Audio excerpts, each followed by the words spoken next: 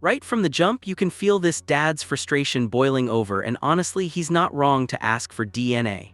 In family court, DNA testing is the foundation of everything: custody, visitation, child support.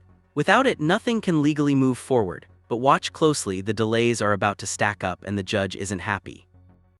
And as soon as I say anything about, well, let's get DNA, then I would be able to have all the access to the child as I wanted to. When I told her I was going to put myself on child support, do DNA. After she got the order, she was like, oh, you a bitch ass nigga. Testimony you give today will be the truth, the whole truth, and nothing but the truth. Yes, ma'am. Thank you. You can lower your hands. And counsel for the Attorney General's office, please state your name. Adriana Rodriguez, present. And where are we on this matter? I know there was DNA testing ordered in July. Yes, ma'am. There was a DNA test order in July.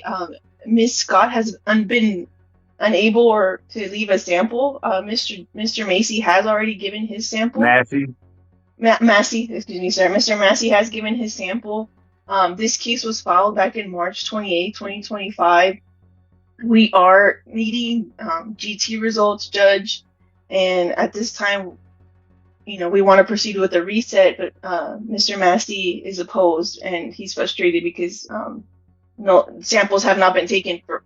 Ms. Scott, what is happening with your... Okay, pause. 2 missed DNA dates. One for a seizure hospitalization, one because the mobile DNA tech had to attend her mother's funeral. These are serious, valid reasons, but in court, repeated delays still raise red flags. What do you think? Are these understandable emergencies or convenient excuses stacking up?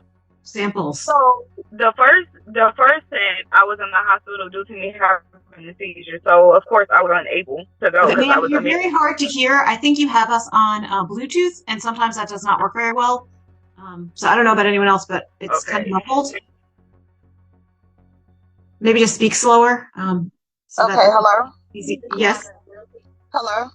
Yes, ma'am, we can hear you. Okay. Can you hear me? Yes, ma'am. Okay, so the first that was stated for the DNA testing, I was admitted in the hospital that Friday, and I wasn't released until that Sunday. So, of course, I couldn't take them because I was in the hospital. The second date, that was September 20th, the DNA testing lady, I guess it's a mobile facility, and she stated that she told you guys that she had a funeral, that she had to bury her mom that same Saturday. So I was able to go. And I asked her, was there anybody else in the facility that could do it? And she told me no, because she's the only one that operates it, because it's mobile. And then did you have a date after 9/20? No, I've been trying to go there myself, and she told me that she's unable to take me outside of a date, which has to be scheduled with you guys. And Your Honor, we can try to get that scheduled before she gets off of today's Zoom call, but it is my understanding we did try to reach out to her to get it scheduled. Nobody reached out to me. Mr. Massey, was there anything And Scott, if you hit the speaker button, you could probably hear better.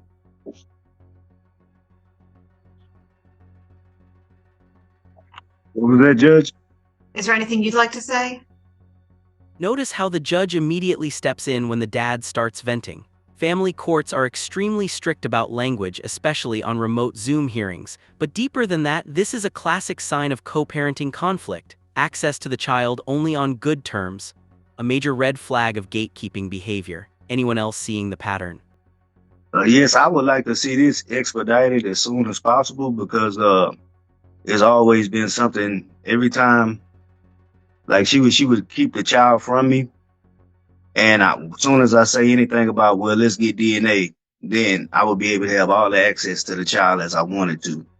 When I told her I was going to put myself on child support, do DNA. After she got the order, she was like, oh, you a bitch ass nigga. Why you do that? Okay, sir, you're in court. That is inappropriate language. There might be children watching. There's probably a child somewhere in one of your houses. So please don't use that language in court. Okay. Yes, ma'am, but I understand, but it's just my frustration. I just want to, if it's my child, I want to be able to be a father in my child's life. That's it. I don't want, when it's on her terms and we on good terms and things like that, for her to be able to just bring the child around. Or she hears something that she don't like, then she keep the child away from me. You know. Which is true. So okay, y'all, we're not into this yet. You all know what's really going on, and you all know what you're really doing to your child. I want you all to think about that. But that all being said, right now we're at the DNA issue. Mr. Rodriguez, what's going? Why has it only been scheduled twice since July 14th? I'm very concerned about that. And Judge, like I mentioned, we did try to reach out and weren't able to get in contact. I understand Ms. Scott says that we didn't. I'm just providing the info that I'm getting on my end. But I'm on top of it right now. I have the DNA coordinator ready to go to call Ms. Scott today and get it scheduled. So I don't know what number you guys have on file to reach out to me, but I've been having the same number, and I haven't got no calls or anything from nobody. So I don't know if it's the correct number she's calling or what number she's calling, but I've been having the same number. So here, where things get messy, communication breakdown, she says no one called her, the AG says they did, and the judge is caught in the middle. In child support court, unclear communication can stall a case for months, and that's exactly what's happening. This is why the judge's patience is starting to run out. Okay, can that coordinator zoom in to Zoom? I even messaged her already, Judge, and asked her if she could log into Zoom to get it scheduled. So I'm on top of it. If you all want this reset, she's zooming in. Otherwise, I'm dismissing the case. And Mr. And Dad does not want this case dismissed, Dad, and I don't want to dismiss it just because Mom hasn't gone to give her sample, Judge. So it's whatever the court prefers. So if you all are taking, right now I'm getting the impression that nobody's taking the DNA very seriously, and I'm concerned about that. And I'm sure there's a lot of reasons that's happening. I'm sure it's not because people don't care about it. That all being said, I can't just have cases hang out forever because people aren't getting DNA done. So if y'all are really trying to get her scheduled, if you're able to make a phone call, I don't know why the person can't zoom in here to show me that there's really some effort being made to get this DNA done. Because right now it doesn't seem like a lot of effort's being made.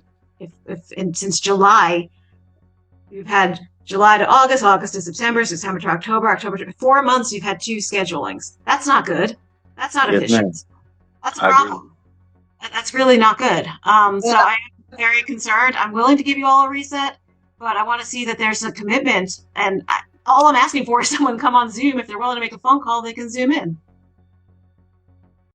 And this is my question I have. Why is it that I can't just go on my behalf and get it? Like, when I had talked to the lady on September 20th, I had asked her, that following Saturday, she told me that they're not open during the week. They're only open on Saturdays, which I felt kind of odd because that right there, that is the moment the judge shifts gears. 4 months, 2 attempts, and no progress. Judges hate stagnant cases. When she says that's not efficient, that's judge speak for, I'm about to clean this entire mess up if you don't move. You can feel the pressure building.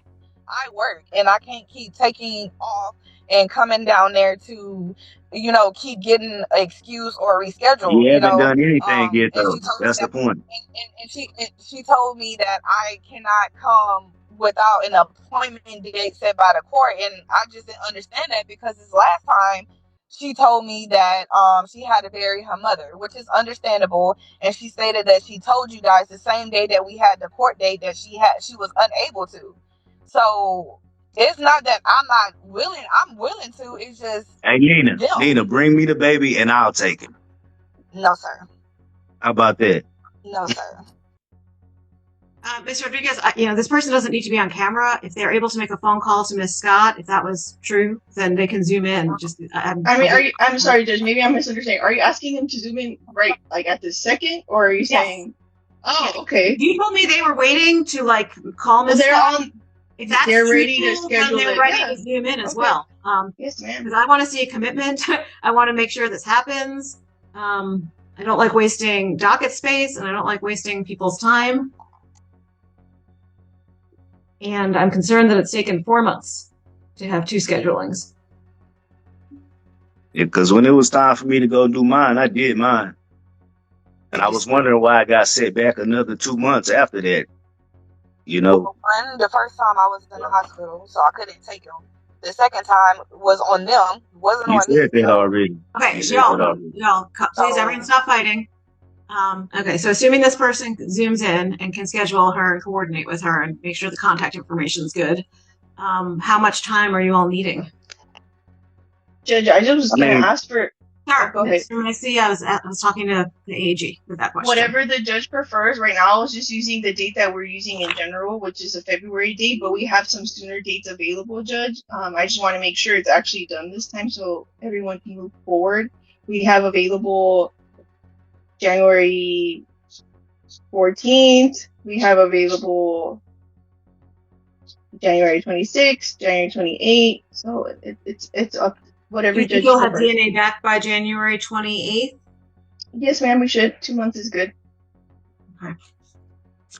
Okay, so now we just need your person to zoom in. Yes, ma'am.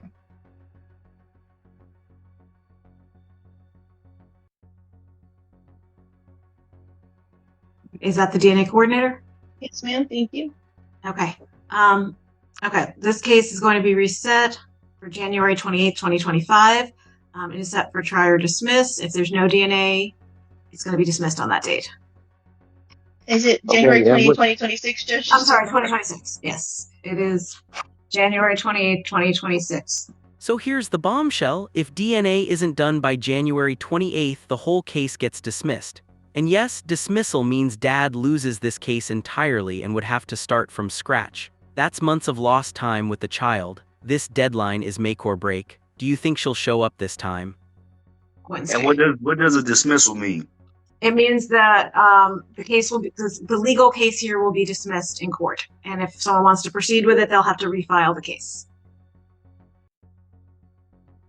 So if she just decides not to show up to another DNA test, then it's... That is where this case stands right now, sir. Okay. So you're all free to go back to the breakout rooms to sign the reset order. And I'll see everyone back in January.